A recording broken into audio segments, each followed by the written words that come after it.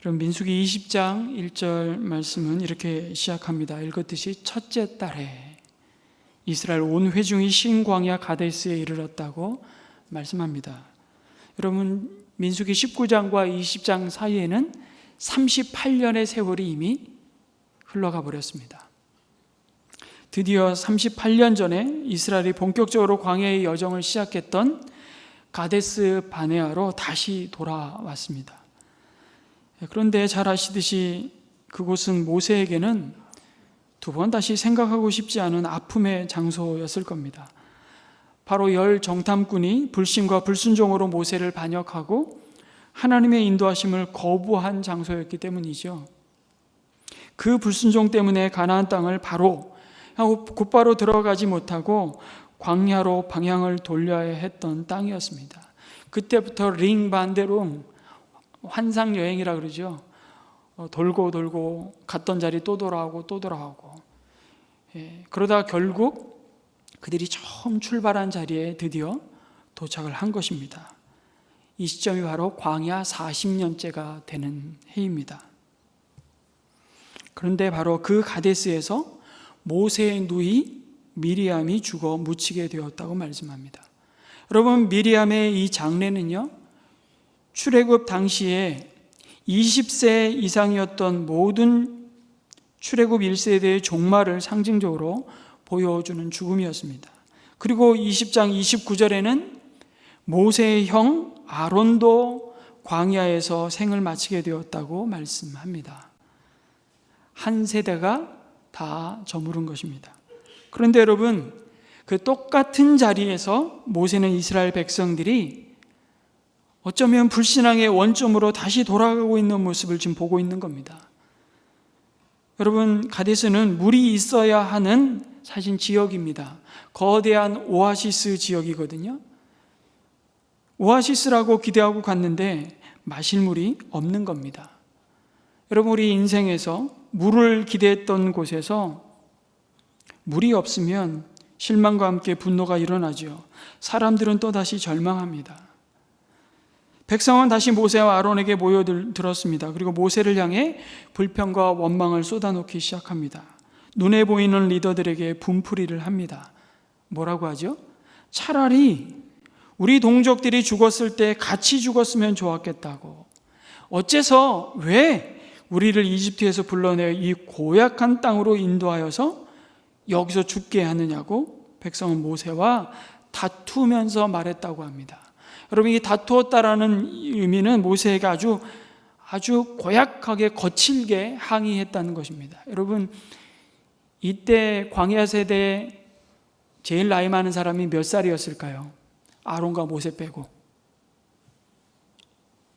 제일 나이 많은 사람 60세입니다. 60세. 애굽에서 태어나서 20세 이하의 애굽 출애굽할 때 제일 나이 많은 사람 19살, 20살 그런 사람이 그때까지 생존해 있다면 60세입니다. 나머지는 전부 다 대부분 광야에서 태어나서 애굽을 경험하지 못한 세대이죠. 근데 제일 어른이라고 해봐야 60세인데 120세 할아버지한테 역정을 내면서 거칠게 항의하고 있는 장면을 생각해 보십시오. 아마 모세는 정말 죽을 맛이었을 겁니다. 하나님, 나 가나안 땅만 들어가면 그냥 그날로 나는 주님 앞에 갔으면 좋겠습니다. 이런 마음이 들지 않았을까 싶습니다. 그 속에 적지 않은 분노와 심각한 상처와 아픔이 계속해서 쌓여갔을 것이라 이렇게 추측이 됩니다. 여러분, 그러면서 하는 말이 이 백성들이 뭐라 하죠? 여기는 씨를 뿌릴 곳도 못 되고 무화과도 포도도 석류도 없고 마실 물도 없어 라고 말하죠. 여러분, 광야에서 왜 씨를 뿌릴 곳을 찾습니까? 여러분, 광야는 지나가야 할 곳이지 그들이 정착할 곳이 아닙니다.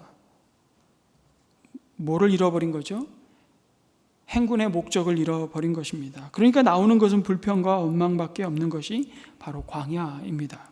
그들의 목적지를 하나님이 가르치고 계시는 그 목적지를 바라보지 못하니까 그들의 마음과 입에서 반복되는 것이 없고 이것도 없고 저것도 없다는 말이었죠. 이 사람들은 하루 종일 없는 것만 보고 있는 겁니다. 불평, 불만이라는 것이 결국 무엇입니까? 없는 것 보는 삶입니다. 지금 내 눈앞에 안 보이는 것에 집중하는 삶입니다. 반대로 감사란 무엇일까요? 내 눈앞에 이미 주어진 것에 집중하는 삶이죠. 이미 주신 것을 감사하는 겁니다. 그 감사하지 않기에 광야에서 이들은 물이 나오는 것이 당연한 줄 알았던 것입니다. 하지만 그것은 하나님의 은혜였죠. 은혜를 은혜로 감사할 줄 모르고 사는 겁니다. 하나님이 어떻게 이들을 지나간 40년 동안을 먹이셨습니까? 하나님의 보살피심을 전혀 보지 못하는 것입니다. 하나님이 붙드시는 그 손을 놓는 순간 그것은 곧 죽음인데 광야의 인생은 그것을 알지 못하는 것입니다. 세대가 바뀌었는데도 하는 말은 똑같습니다. 자기 부모들이 했던 말과 똑같잖아요. 출애굽기 17장 처음 출애굽해서 이스라엘이 광야로 나와서 르비딤이라는 똑같이 반석을 쳐서 물을 내었던 그 장소에서 이스라엘 백성들이 했던 말을 여러분 출애굽기 17장에 가서 읽어보시면 40년이 지난 이 다음 세대가 똑같은 말을 하고 있어요. 어쩌면 그렇게 똑같은 말을 하고 있는지. 모세와 아론과 하나님을 향한 그들의 태도는 달라진 것이 하나도 없었습니다. 마치 기억 상실증에 걸린 환자들처럼 말이죠. 그들은 이집트에서 고통을 까맣게 잊고 툭하면 이집트가 좋았다고 얘기합니다. 그런데 참 놀라운 것은 이 불평을 하는 광야 세대는 말씀드린 대로 대부분 이집트에서 살아보지도 않았습니다. 그런데 어떻게 이들이 이렇게 말하는 걸까요? 부모에게서 들은 말이기 때문입니다. 부모들이 얘기해 준 것이죠. 부모들은 자녀들에게 이집트에 대한 잘못된 애착심을 갖게 만들었습니다. 이집트에 대한 잘못된 그 애착심을 가지고 있으니까 하나님이 주시는, 하나님이 한 걸음 한 걸음 인도하시는 이 기적 같은 행군의 길을 가면서도 없고만 보입니다. 진짜 없었습니까? 그들이 뭘 먹었습니까? 때를 따라 그들이 뭘 입었습니까? 신명기는 놀랍게 이야기합니다. 그들의 신의 신발이 닳지 않았고 그의 의복이 해하지 않았다고. 기적이잖아요. 매일매일 그 만나가 지겨운 음식이 될지는 모르지만 그 만나로 그들은 40년 동안을 살았습니다. 여러분, 여기서 우리는 부모의 영향력에 대해서 생각해 보게 됩니다. 자녀들은 여러분 우리가 하는 말버릇 그대로 씁니다. 우리가 하는 행동 그대로 따라하잖아요. 우리가 불평하는 대로 불평을 배우고 우리가 남을 비난하는 대로 그들도 비난을 배웁니다. 우리가 걷는 걸음도 배우죠. 그래서 자녀들은 우리의 등을 보고 배운다고 하지 않습니까? 죽겠다고 하면 자녀들도 죽겠다고 아우성을 칠 것입니다. 여러분, 우리가 믿음을 전수해 줄 수도 있지만 동시에 불평과 원망과 메뚜기의 영성을 전수할 수도 있습니다. 우리 아이들 영혼에 나쁜 씨앗을 뿌릴 수도 있는 것이잖아요. 우리의 아이들의 삶 속에 어떤 씨앗을 뿌리고 있습니까? 혹시 불만과 비난과 원망의 씨를 뿌리고 있지는 않습니까? 안타깝게도 출애굽 1세대는 자녀들 앞에서 하나님의 거룩하심을 나타내는데 실패했습니다. 여러분, 오늘 우리가 하나님 앞에 예배드리는 이 자리에서 우리 자녀들은 지금 보지 않지만 우리가 찬양할 때 립싱크하지 않고 소리내서 찬양해야 될 이유가 있습니다. 우리가 기도할 때 믿음으로, 우리가 하나님 앞에 주신 것을 감사함으로 헌금할 때, 우리가 이 예배 드릴 때 전심으로 예배해야 할 이유가 있습니다. 우리 자녀들이 다 보기 때문입니다. 어쩌면 우리의 예배는 우리 자녀들에게 줄 수 있는 메시지입니다. 얼마나 중요한지 몰라요. 우리는 많은 경우 예배를 보여주지 못했던 것 같아요. 그래서 아이를 주일학교에 보내면서 예배 잘 드려라 이렇게 얘기만 했던 것 같습니다. 이제는 함께 내가 예배자로 하나님 앞에 온 마음을 기울여서 드리는 예배를 보여주어야 할 때라고 말씀합니다. 여러분, 모세는 어쩌면 이 가데스 바네아에 트라우마가 있었는지도 모르겠습니다. 야, 정말 이러다가 또 큰일 나겠구나. 40년이 연장돼서 또 40년 방황하겠구나. 이런 두려움이 밀려들지 않았겠어요? 그런데 또 한편으로는 이스라엘 백성을 향해서 참 이가 갈리는 겁니다. 없고 계속해서 없는 것만 생각하는, 감사를 잃어버린, 그리고 이미 너무나도 많은 것을 주셨던 하나님의 은혜를 잊어버린 그들을 보면서 이 인간들은 가망이 없구나. 이 밑빠진 독에 물 붓기다.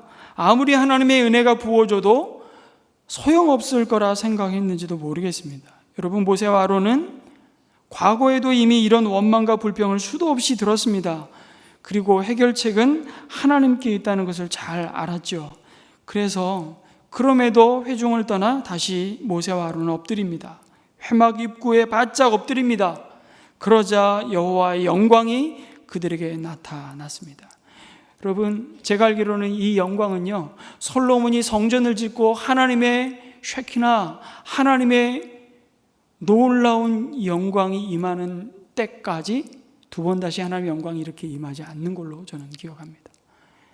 이게 마지막 하나님의 영광의 모습이에요.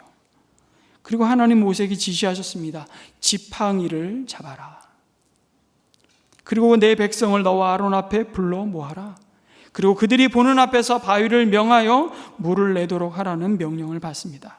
여기까지는 아무런 문제가 없었습니다. 문제는 그 명령을 받은 모세가 하나님이 주신 말씀대로 온전히 끝까지 순종하지 않았다는 것입니다. 적어도 겉으로 드러난 행동으로는 반석에 말하여서 물을 내라는 명령과 다르게 반석을 2번 지팡이로 치게 됩니다.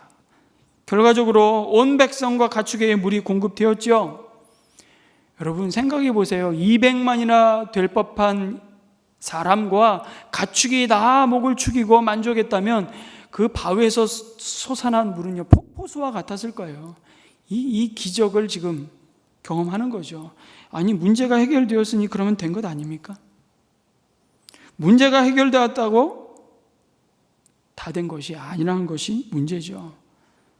문제는 그것이 하나님의 은혜와 하나님의 영광이었음을 드러내지 않으면 결국 그것은 더 치명적인 죄를 낳는다는 것입니다. 이렇게 되나 저렇게 되나 물만 나왔으면 된 것 아니라고 말할 수 있지만 그렇지 않다고 말합니다. 여러분, 모세는 그 과정에서 하나님의 백성 이스라엘을 향해 뭐를 쏟아내 놓지요? 누르고 더 이상 누를 수 없는 분을 쏟아 놓고 맙니다. 그리고 온전한 순종을 통해 마땅히 드러내야 할 이스라엘 백성을 향한 하나님의 영광, 하나님의 거룩하심, 하나님의 은혜와 긍휼은 사라지고 말았습니다. 그 중심을 보셨던 하나님 말씀하시죠. 민수기 20장 12절 다시 한번 읽겠습니다. 시작. 주님께서 모세와 아론에게 말씀하셨다. 너희는 이스라엘 자손이 보는 앞에서 나의 거룩함을 나타낼 만큼 나를 신뢰하지 않았다. 그러므로 너희는 내가 이 총회에게 주기로 한 그 땅으로 그들을 데리고 가지 못할 것이다. 이스라엘 백성들의 불신앙 때문에 고민하며 그들을 가르치고 섬겼던 지도자가 결국은 그들의 불신과 불신앙과 같은 자리에 서게 되었음을 지적하고 계십니다. 그럼 모세가 누구입니까? 많은 이야기를 할 수 있을 겁니다. 출애굽 때부터 시작해서 모세는 하나님이 대면하여 아시던 자였다고 말씀하죠. 민수기 12장에 보면 그의 온유함은 지면의 모든 사람보다 더한 자라는 평가를 받았던 사람입니다. 예전에 하나님이 이 이스라엘 백성을 내가 더 이상은 못 참겠다, 다 쓸어버리시겠다고 하실 때 2번 그런 사건이 있었죠. 시내산에서 금송아지를 만들었을 때, 그리고 가데스 바네아에서 하나님의 약속의 말씀을 거부하고 인도를 거부할 때, 그럴 때 모세가 취한 행동이 뭡니까? 하나님, 그러시면 안 됩니다. 하나님의 명예가 더럽혀지는 것이 아닙니까? 약속해 놓고 그 약속도 지키지 못하는 하나님을 열방이 어떻게 하나님으로 예배하고 섬길 수 있겠습니까? 그렇게 막아선 자가 바로 모세 아니었습니까? 그렇게 중보했던 모세. 그런데 딱 한 번 반석을 명하여 물을 내지 않고 반석을 화가 나서 본을 참지 못하고 쳤다고 일생이 그토록 소망이었던, 아니 약속의 땅 가나안을 못 들어가게 하신단 말입니까? 인간적으로 모세와 아론은 정말 섭섭할 만합니다. 아니 섭섭한 정도가 아니죠. 이 하나님의 처분이 너무하다는 생각 모세가 분명히 했을 겁니다. 그런 마음을 엿볼 수 있는 말씀이 신명기 3장에 나와요. 이스라엘 백성 이제 가나안에 들어가서 하나님의 새로운 삶을, 사명을 감당해야 할 출애굽 2세대가 그들이 놓치지 말아야 할 하나님의 마음과 소원을 이렇게 말씀합니다. 신명기 3장 23절 24절. 그때 내가 주님께 간구하였습니다. 주 하나님, 주님께서는 주님의 크심과 권능을 주님의 종에게 나타내 보이셨습니다. 하늘과 땅 사이에 어떤 신이 주님께서 권능으로 하신 것과 같은 일을 할 수 있겠습니까? 한껏 모세는 이 모든 여기까지의 여정은 하나님이 다 하셨습니다. 하나님께 영광을 돌리고 있습니다. 이렇게 말한 이유가 있어요.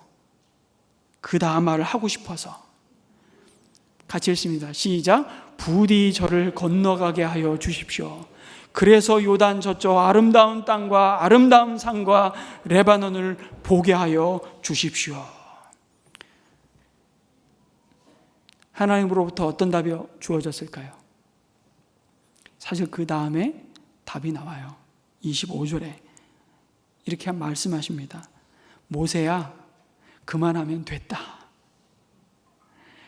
바울에게 했던 표현하고 똑같아요. 육체의 가시를 3번이나 하나님, 이 가시를 없애주십시오.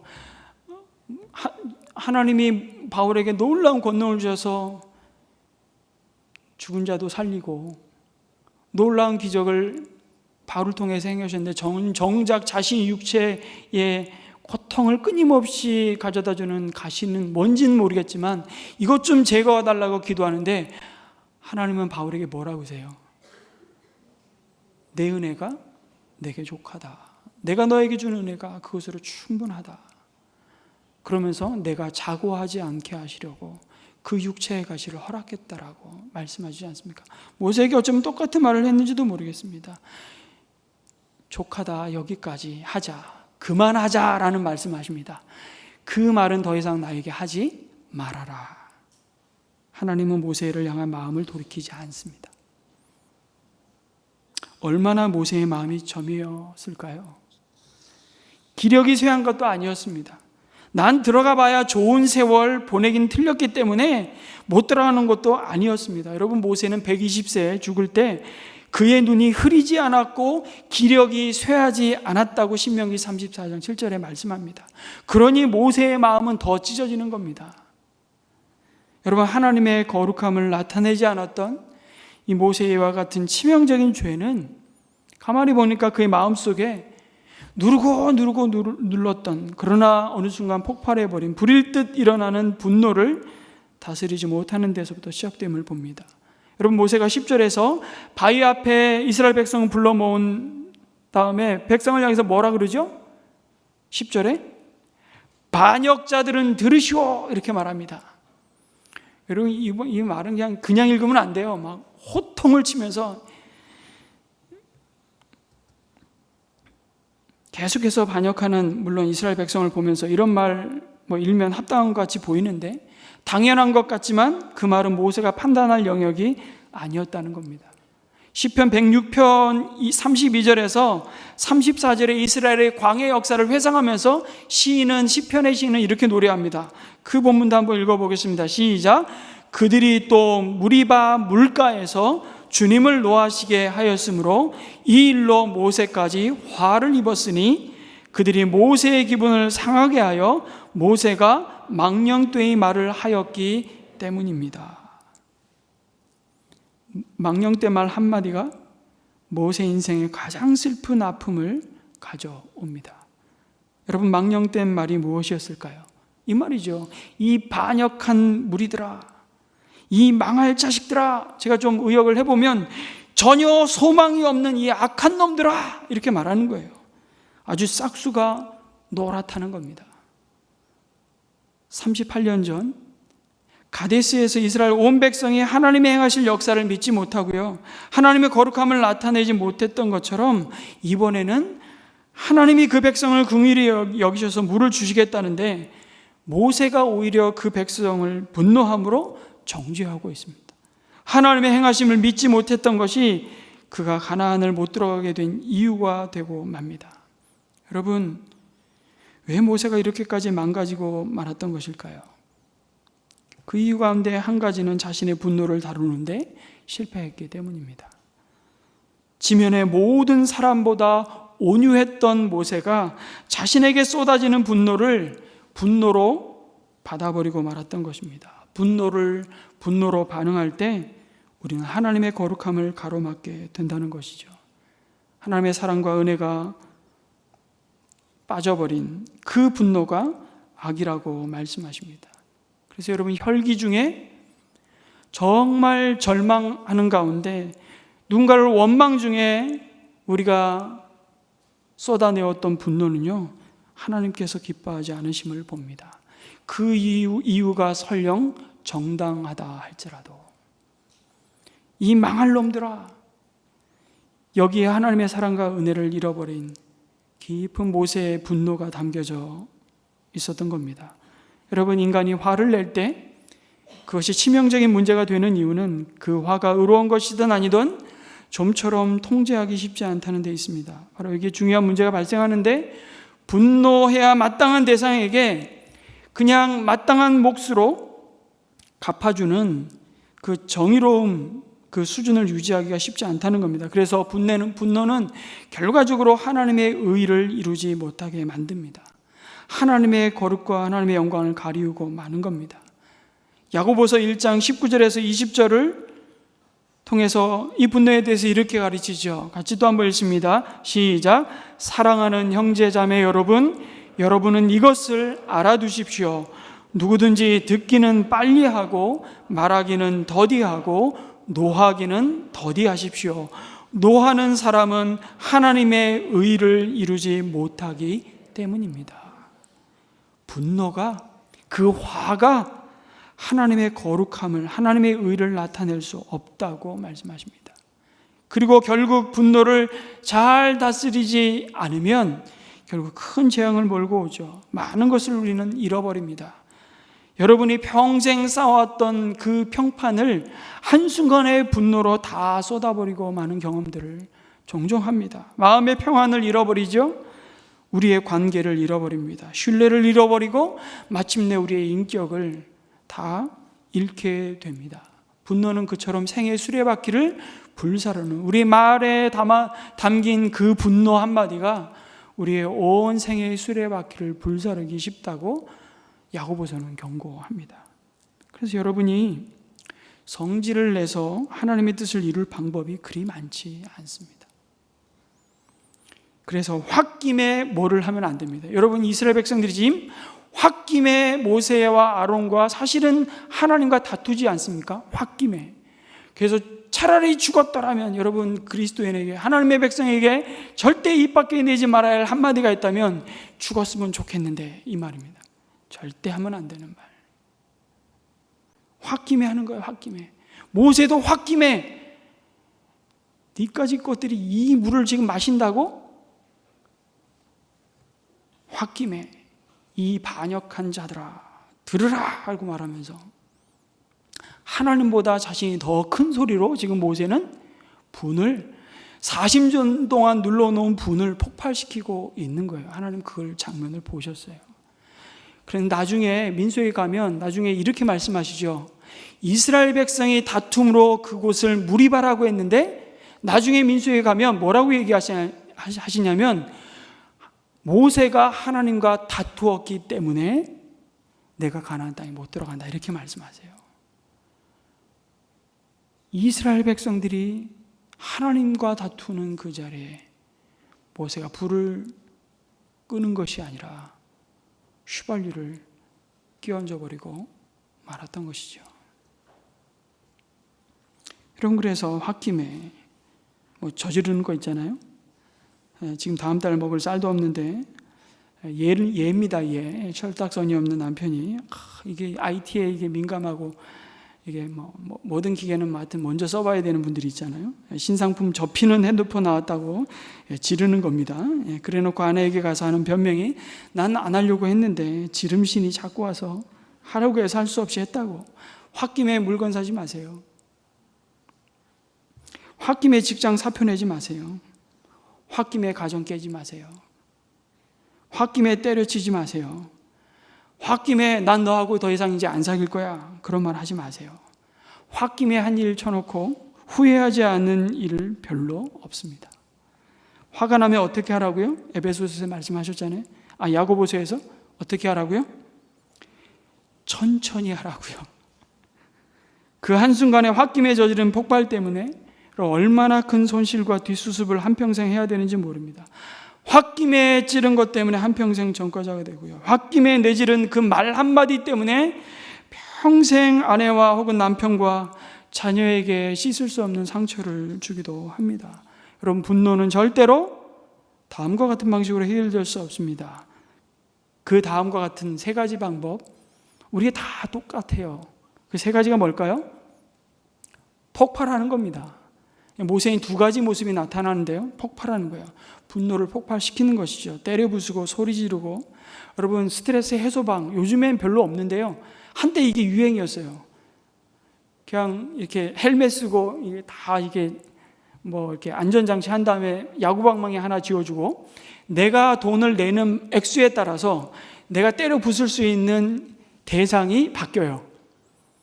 돈을 많이 내면 그래도 제법 같이 나가는 거를 딱 자기 앞에 놓고 원 없이 분풀이를 한번 하라고 때려 부수는 스트레스 해소방이 한때 유행해.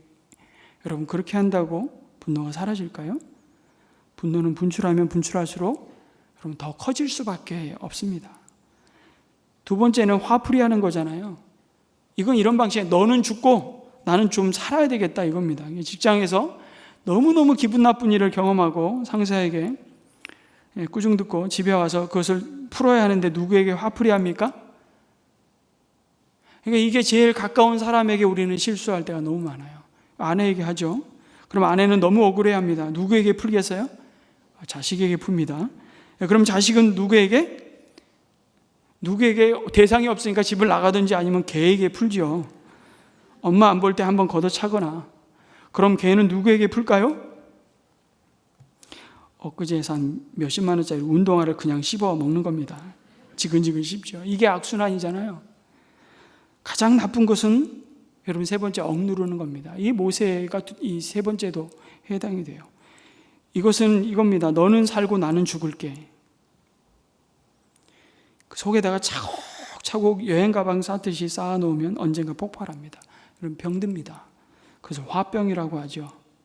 어떻게 해야 합니까? 옳은 방법은 다 하나밖에 없습니다. 물론 이게 정말 의분인지 예수님이 하나님께 기도하는 만민의 기도하는 집인 성전을 자신의 이익을 따라 장사하는 집으로 바꿨다고 해서 채찍을 드시고 장사치들을 다 내쫓으시고 환전상 상을 다 뒤집어 엎으시고 여러분 혹시 여러분 사시면서 밥상 한번 뒤집어 엎으신 경험 있으십니까? 그런 경험을 가진 분도 있을 수 있죠. 그러나 더 나아가서 채찍 들고 한번 휘둘러 보는 또 분풀이로 누군가를 여러분 그런 경험 많지 않습니다. 그런데 예수님이 그 채찍을 드셨다고. 근데 이런 의분 말고요. 이런 의분 말고.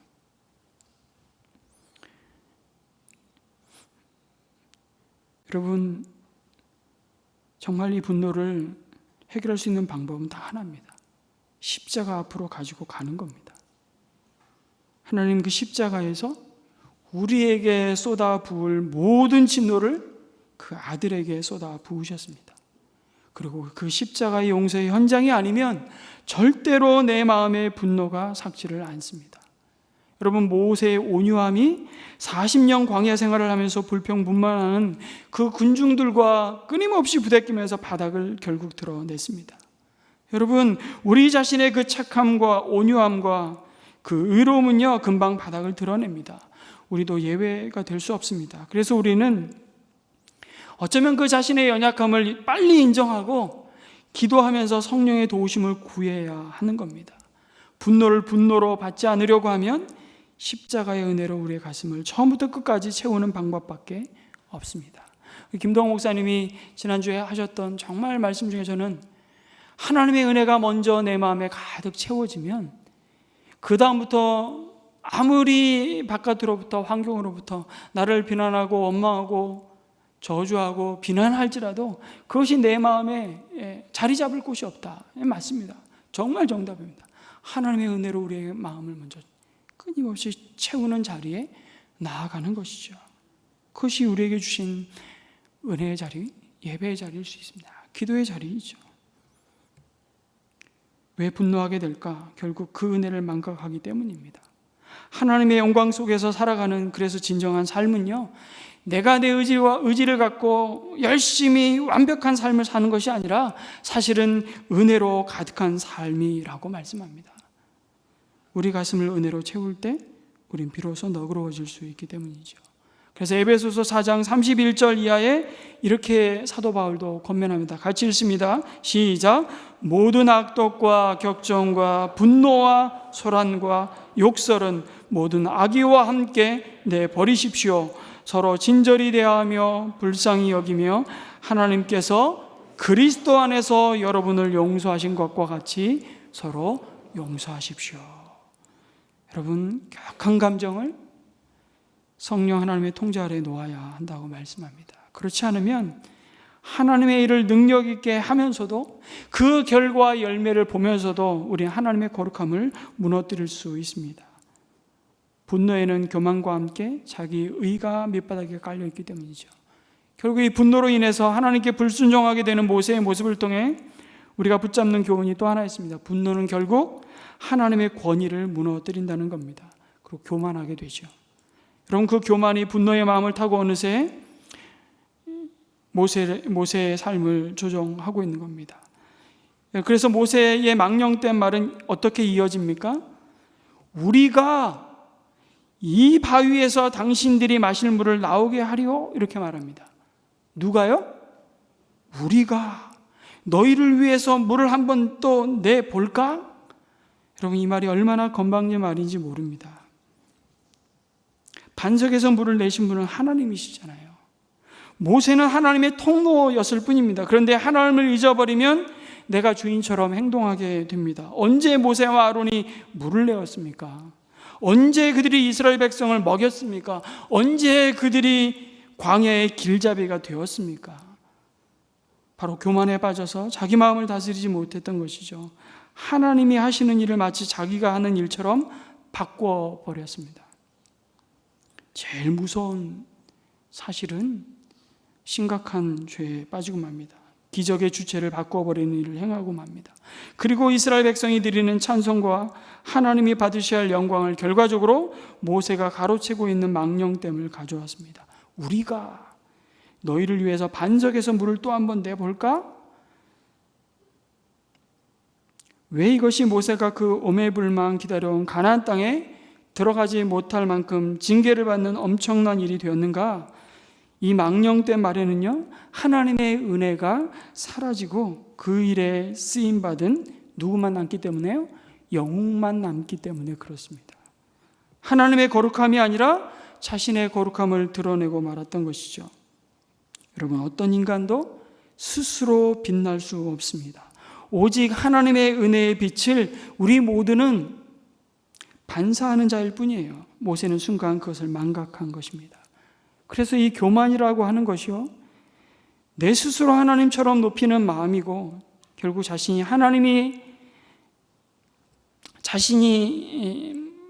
하지 않은 것까지도 자신이 다 이루었다고 착각하게 만드는 것이 바로 교만이잖아요.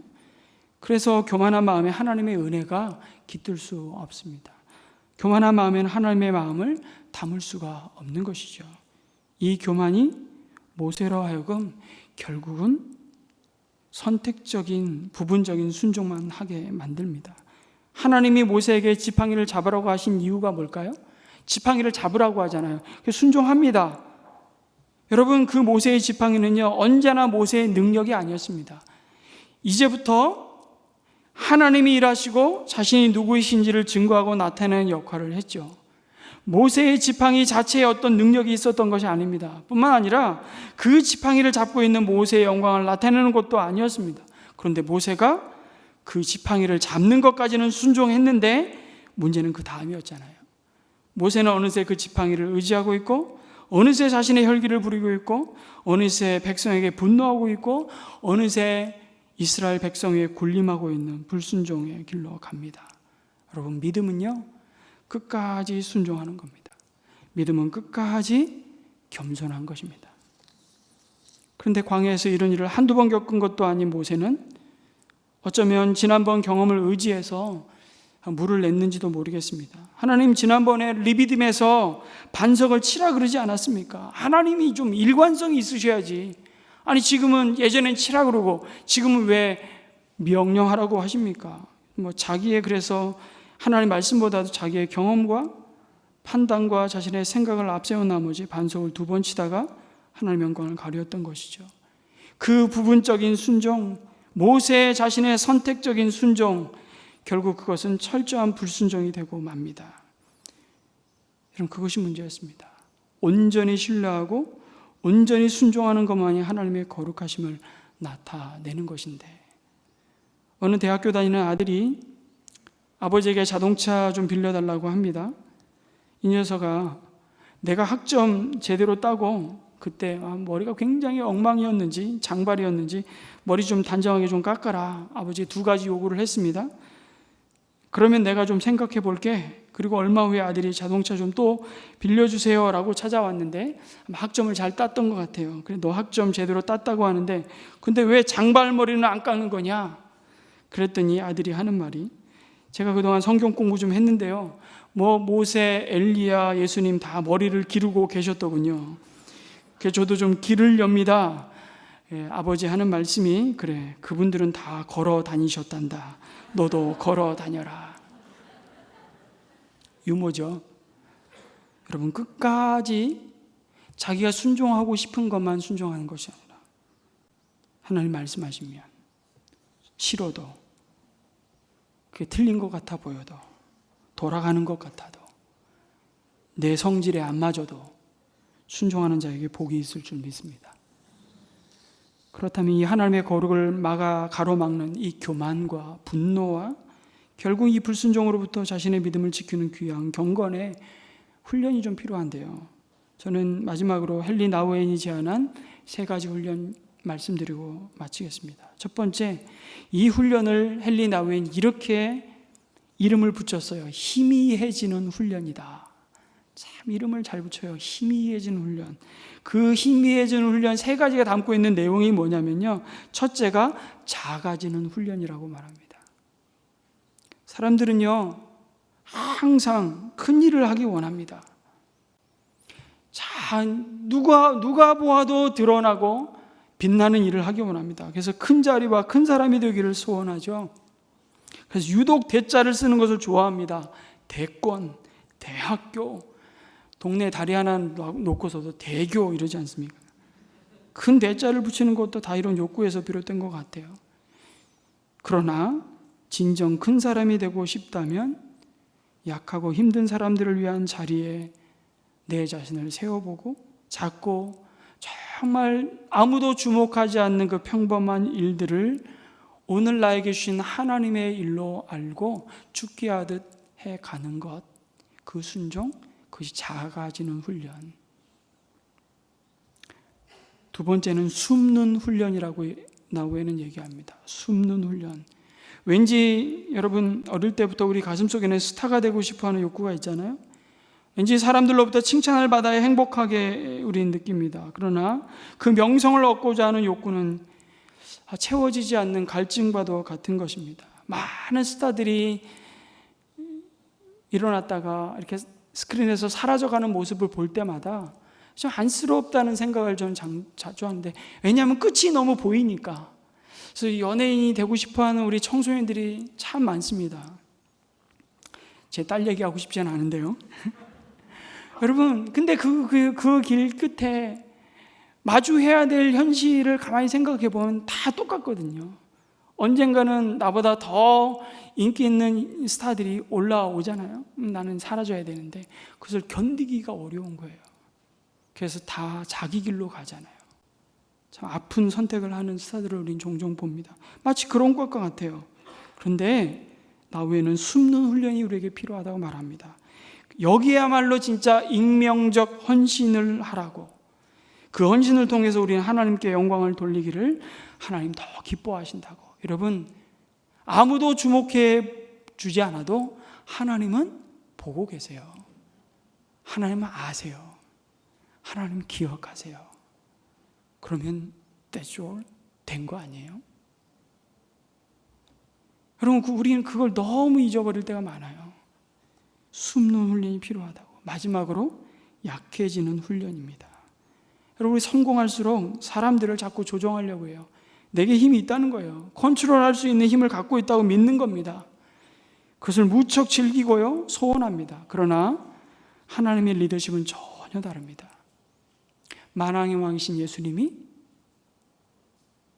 사람의 몸을 입고 이 땅에 내려오신 그 순간부터 하나님은 하나님의 사람이 남을 지배하기보다는 섬기는 것을 통해서 남을 인도하기를 기대하십니다. 그게 온유함이라고 말씀합니다. 여러분, 온유함은 다른 것이 아닙니다. 그냥 성품이 너무 좋아, 너무 착해, 여러분 온유함을 그렇게 이해하고 계시다면 정말 오해하신 겁니다. 온유함은 나에게 힘이 있지만 그 힘을 다 쓰지 않는 것이 온유함입니다. 여러분, 야생마가 빠를까요? 준마가 빠를까요?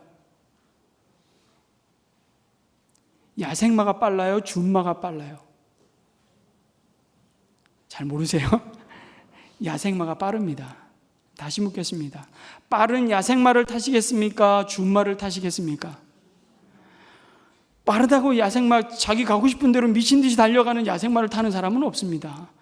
주인의 손에 길들여진 준마를 타죠. 이게 온유함입니다. 하나님 그 온유한 자를 통해서 오늘도 하나님의 영광을, 하나님의 거룩하심을 드러내시겠다고 말씀하십니다. 통제되지 않는 분노의 언어, 순간적인 교만과 하나님 말씀보다 자기 경험을 의지하는 그 불순종으로 결국 모세는 약속의 땅 가나안에 들어가지 못하는 결과를 가져옵니다. 여러분, 하나님 모세의 연약함과 그 실패를 숨기지 않으시고 드러내셨습니다. 그리고 우리에게 말씀하십니다. 하나님이 우리를 쓰시는 이유는 능력이 있기 때문이 아니라 하나님의 거룩함을 나타내기 위해서라고 말씀하십니다. 여러분, 끝까지 주님을 의지하고 신뢰함으로, 끝까지 겸손함으로, 끝까지 순종함으로 하나님의 거룩하심만 드러내시는 저와 여러분의 생애가 되기를 축복합니다. 아멘.